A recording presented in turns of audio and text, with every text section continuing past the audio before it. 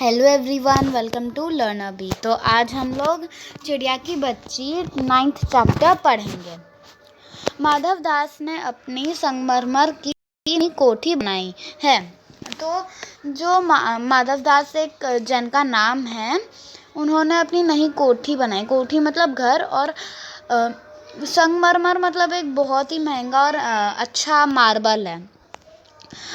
उसके सामने बहुत सुहावना बगीचा भी लगवाया है। तो उसके सामने बहुत ही बढ़िया सा बगीचा भी है। उनको कला में बहुत प्रेम है, उनको कला बहुत अच्छा लगता है। धन की कोई कमी नहीं है और कोई व्यसन छू नहीं गया है। तो मतलब उनके पास पैसों की भी कोई कमी नहीं है, एंड मतलब कोई दुख दर्द उनको छू के नहीं गया है। उनके लाइफ में कोई डिफ़िकल्टीज नहीं आई हैं। सुंदर अभिरुचि के आदमी हैं, वो बहुत ही अच्छे आदमी हैं। फूल पौधों रकाबियों से हेंजों में लगे फव्वारों में उछलता हुआ पानी उन्हें बहुत अच्छा लगता है। तो यहाँ पे जो फव्वारा है ना, ये उनको ये वाला फव्वारा बहुत अच्छा लगता है। फाउंटेन इसको बोलते हैं। समय भी उनके पास काफ़ी है। तो उनको जो ये फाउंटेन है ना, उनको ये बहुत अच्छा लगता है। समय भी उनके पास काफ़ी है, उनके पास समय भी बहुत है। शाम को जब दिन की गर्मी ढल जाती है, मतलब जब शाम हो जाता है और आसमान कई रंगों का हो जाता है, तब कोठी के बाहर चबूतरे पर तख्त डलवाकर, मतलब एक कोई मीन्स व्हाट, एक चेयर टाइप्स, जो पहले हम लोग का ज़माने में नहीं होता था ना, क्या गद्दा, उसमें तख्त लगा के बैठ जाता है वो आराम से, ठीक है। पर बैठते हैं और प्रकृति की छटा निहारते हैं, मतलब देखते हैं कि प्रकृति कितना अच्छा है। इन्वायरमेंट को देखते हैं वो। इनमें मानो उनके मन में तृप्ति मिलती है, मतलब उनको इन सब से बहुत लगाव है, पेड़ पौधे, कला, ये सब से। मित्र हुए तो उसकी विनोद चर्चा करते हैं। अगर उनके पास अपने मित्र होते हैं, कभी आते हैं, तो अच्छी बातें करते हैं। नहीं तो पास रखे हुए फर्शी हुक्के की सटक को मुंह में दिए ख्याल की संध्या को स्वस्थ की भांति गुजारते हैं। तो फिर अगर उनके पास कोई फ्रेंड्स नहीं आते, तो वो हुक्का मुंह में लेके उसको करते रहते हैं एंड अपने ही ख्यालों में डूबे रहते हैं। आज कुछ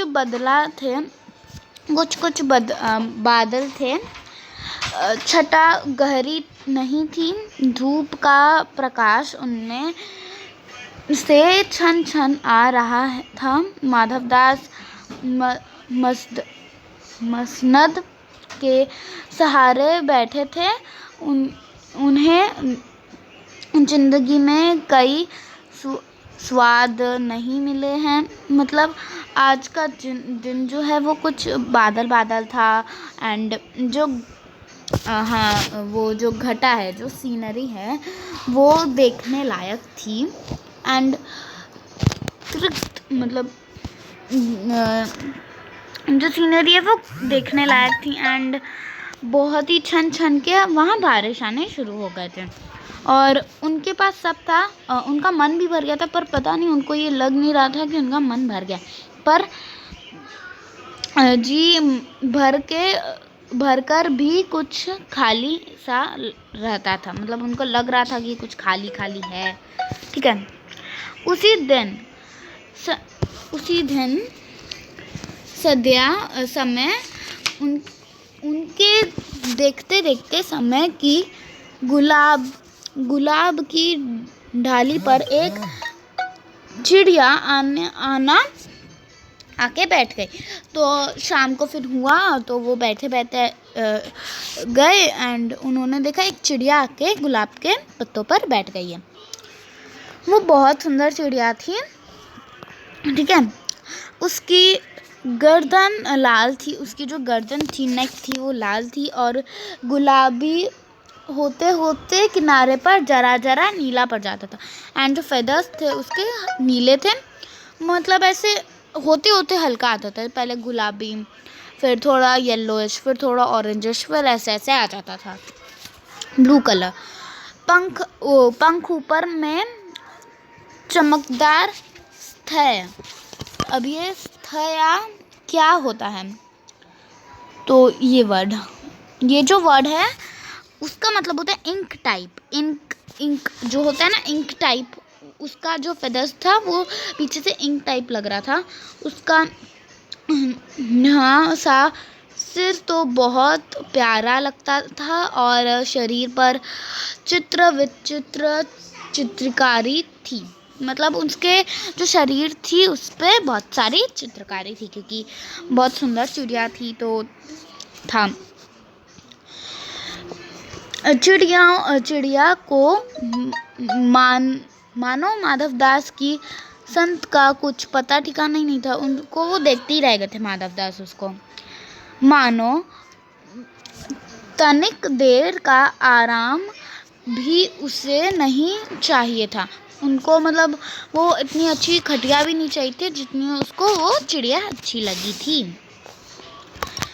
कभी पर हिलाती थी, कभी पंख वो हिलाती थी, कभी फुदकती थी, कभी वह खूब खुश मालूम होती थी, मतलब कभी इतनी खुशी खुशी से रहती थी।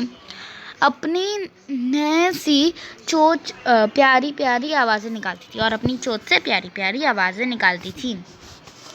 माधवदास को वो चिड़िया बहुत पसंद आई थी और उसकी श्वसदंत बड़ी प्यारी थी। श्वसदंत बहुत प्यारी थी उसकी। कुछ देर तक वह उस चिड़िया को इसी ढाल में उस ढाल थिरकते देखता रहा। तो जो चिड़िया थी वो इस ढाल से उस ढाल से उस ढाल जाती थी और वो उसको देखता रहा, ठीक है। इस समय वह अपना बहुत कुछ भूल गया था। उन्होंने उस चिड़िया से कहा, आओ तुम बहुत अच्छी हो, यह बगीचा तुम लोगों के बिना सूना सूना लगता है। सुनो चिड़िया, तुम खुशी से यह समझो कि यह बगीचा मैंने तुम्हारे लिए ही बनवाया है। तुम बैठकर यहाँ आया करनो। तो वो फिर चिड़िया से बोलता है कि तुम बहुत सुंदर हो एंड तुम लोग के ये चिड़िया और के बिना ये जो बगीचा है वो बहुत अधूरा सा है एंड तुम हमेशा यहाँ पे आती रहना एंड बैठती रहना।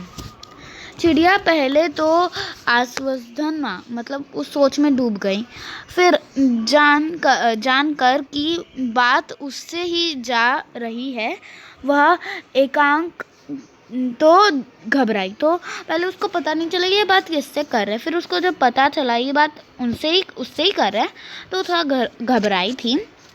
फिर संकोच को जीतकर बोली, मुझे मालूम नहीं था कि यह बगीचा आपका है, मैं अभी चली जाती हूँ। पल भर सांस लेने के लिए यहाँ ठहर गई थी। तो बोली, मुझको पता नहीं था कि ये बगीचा जो है वो आपका है, मैं अभी यहाँ से चली जाती हूँ, मैं तो बस यहाँ पे सांस ठहरने आई थी। माधवदास ने कहा, हाँ बगीचा तो मेरा है, यह संगमर की कोठी भी मेरी है। संगमर मैंने आपको बोला था ना, मार्बल होता है, बहुत ही अच्छा मार्बल होता है। लेकिन इस सबको तुम अपना ही समझ सकती हो, सब कुछ तुम्हारा है। तुम कैसी भोली हो, कैसी प्यारी हो, जाओ नहीं बैठो। मेरे मन तुमसे बहुत खुशी हुआ है। तो वो बोला कि हाँ, ये सब मेरा ही है, ये संगमरमर की कोठी वो भी मेरी ही है, सब मेरा ही है, पर तुम इसको अपना भी समझ सकती हो। तुम बहुत प्यारी हो एंड तुम यहाँ पे बैठी ही रहो, जाओ मत। तुम्हारी चहचहाट से मेरे को बहुत अच्छा लगता है। चिड़िया बहुत कुछ सुकुच्चा मतलब सन क्या सन गई। उससे बोध हुआ कि यह उससे गलती तो नहीं हो गई, मतलब उसको लगा कि वो थोड़ा डर गई, कि उसको लगा कि उससे कोई गलती तो नहीं हो गई है कि वह यहाँ आके बैठ गई। उसका छिड़कना रुक गया। उसका छिड़कना जो ऐसे पंख फैला के ऐसे फ्लैप करती है, वो रुक गया। भयभीत सी वह बोली, मतलब वो डर के बोली, मैं थक कर यहाँ बैठ गई थी, मैं अभी चली जाऊंगी, बगीचा आपका है, मुझे माफ़ करना। तो उसको लगा कि वो उसको बोल रहे हैं गुस्से से, पर उसको क्या पता था, वो तो उसको ऐसे रियल में बोल रहे हैं। माधवदास ने कहा, मेरी भोली चिड़िया, तुम्हें देखकर मेरा चित्र मन प्रफुल्लित हुआ है। मेरे महल भी सुना है, मतलब मेरा महल भी सुना ही है, तो तुम आ जाओ, ठीक है। वहाँ कोई भी चहचहाट नहीं है, तुम देखकर मेरी रागनियों का जी भर जाएगा, तो तुमको देखकर मेरे सारे लोगों का जी भर जाएगा। तुम कैसी प्यारी हो, यह ही तुम क्यों न रहो। बोला कि तुम बहुत प्यारी हो एंड तुम यहीं रह जाओ। चिड़िया बोली, मैं माँ के पास जा रही हूँ, सूरज की धूप खाने और हवा से खेलने और फूलों से बातें करने। जरा घर में उड़ाई थी। तो वो बोली, मैं तो यहाँ बस धूप खाने, हवा से बातें करने, फूलों से बातें करने ही आ गई थी, मैं अभी चली जाऊँगी। अब साझा हो गया है और माँ के पास जा रहे हैं। तो बोली कि अब शाम होने को आया है, तो अब मैं अपनी माँ के पास जा रही हूँ, ठीक है। तो मैं अपनी माँ के पास जा रही थी। अभी मैं चली जा रही हूँ, आप सोच न करें। तो बोली, मैं फिर आ जाऊँगी, पर अभी मैं जा रही हूँ, आप सोच ना करें। माधवदास ने कहा, प्यारी चिड़िया, फगलती मत बनो, देखो तुम्हारे चारों तरफ कैसा बाहर है। तो उसने बोला कि हाँ, यहाँ चारों तरफ पानी है, यहाँ पे चारों तरफ गुलाब के फूल हैं और भी अनेक फूल हैं।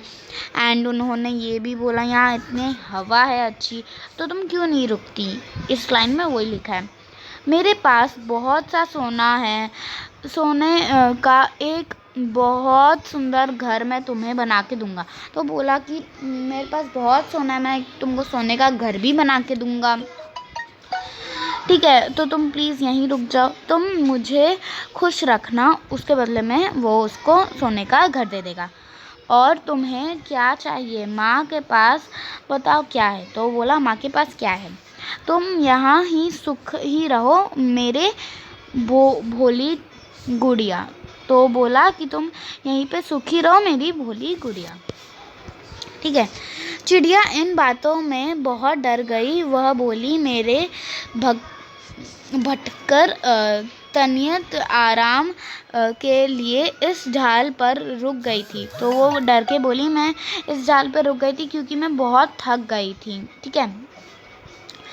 अब भूल कर भी ऐसे गलती नहीं करूँगी, मैं अभी यहाँ से उड़ जाती हूँ। तुम्हारी बातों मेरी समझ में तो नहीं आती है। मेरी माँ के घोंसले में के बाहर बहुत तरह सुनहरी धूप बिखरती रहती है। फिर मुझे और क्यों और क्या चाहिए? तो बोली मेरे माँ के घोंसले के बगल में इतनी अच्छी धूप होती है और मुझे क्या चाहिए। ठीक है, 2 दाने माँ ला देती है, 2 दाने मतलब खाना भी माँ ला ही देती है। और जब मैं पर खेलने चली जाती हूँ तो उसकी माँ जो है वो उसको देखती रहती है, उसका इंतज़ार करती रहती है। ठीक है, तो अब यहाँ से हम लोग बाद में पढ़ेंगे। Thank you.